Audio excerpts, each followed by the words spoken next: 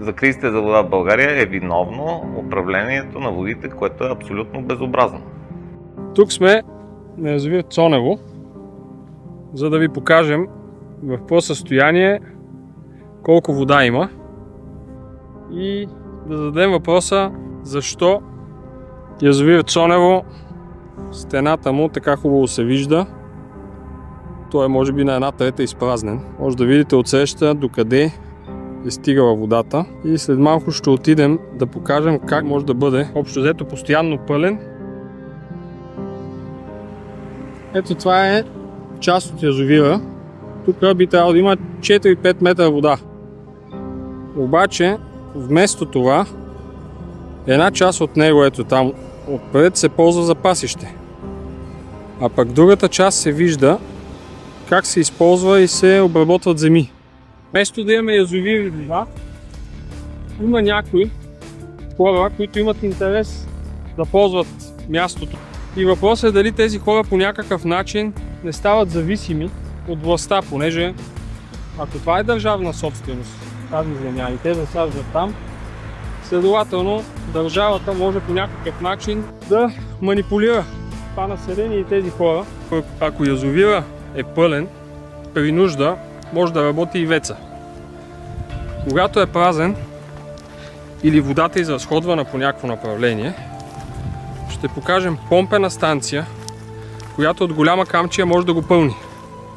Ето тук сме на една от трите помпени станции в този край на язовир Цонево. Както се досещате, тази помпена станция, която струва много средства, в момента е унищожена и не работи.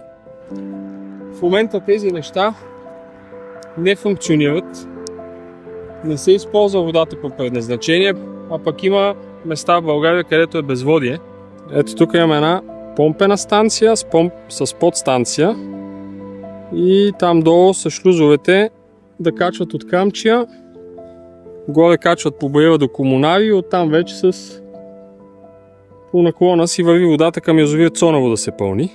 И говорихме с един човек и той ни каза от 90-та година някъде не работи. Пробвано е преди това, работило си е. Седят само и пазят помпите, някой да не ги изкрадне, което пак на доста места даже е изкраднато всичко. Тук сме на един байпас, на една станция. Тук минава питейният тръбопровод от язовир Камчия за Варна. И тук е направен един байпас, с който ако стане нещо с язовир Камчия, да може от язовир Цонево с байпаса връзват към питейната за Варна и да има Варна от Цонево питейна вода. Ето тук е заключено. Това нещо, ако някой каже, че функционира, да дойде и да покаже как работи. Ето тук се вижда как трансформаторите, кабелите, всичко е откраднато и унищожено. Всичко това са милиони унищожени средства, които ние сме платили. Нашите родители са платили с данъците си. Какво се случва? Просто истината е това. Краде се зловещо и цяла верига от мафиоти след тия кражби печелят от цялата тази работа. Това нещо е пагубно за България. Няма никаква стопанственост. Никой не работи в посока нещо да съхрани, нещо да създаде. Само се разрушава това, което е създадено преди години.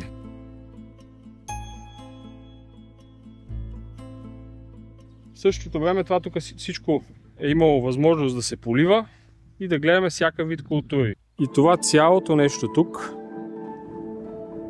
едно време са били ябълки. На един декар си представете 100 дървчета. Едно дървче колко ябълки ще даде. Един холандец където казал, защо сме бедни, казал холандеца, защото в Холандия от един декар 3000 евро ще изкараме, а тук от пшеницата 50 евро. Какво правим с земята и за какво използваме?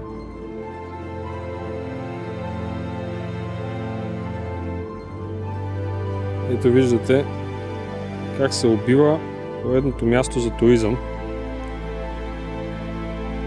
Обект и цяло село Аспарухово, което като му източат язовира, водни спортове, от електрически джетове или електрически лодки.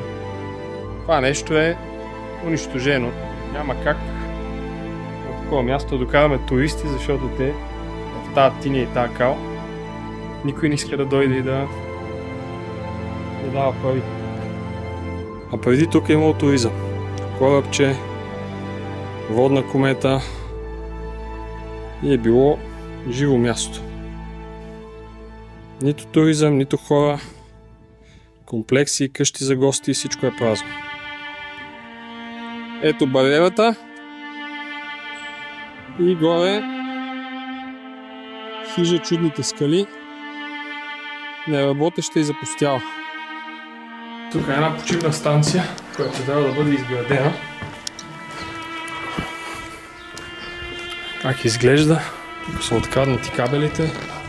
Ето тук долу е бил пристана и са спирали кометата и корабчето, за да може да разкарват хората до стената на язовир Цонево. 22 км е разстоянието, което са изминавали.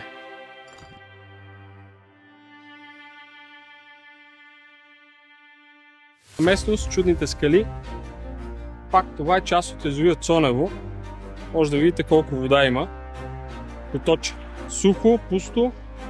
А тук е място, което местен ми разказват пълно с туристи, които идват, снимат се обиколки и после ходят в селата. Обаче, понеже сега няма вода, това нещо има съвсем друг вид.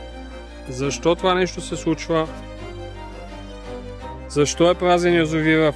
И отново продължаваме с въпроса в чий интерес се държи празен язовир Цонево.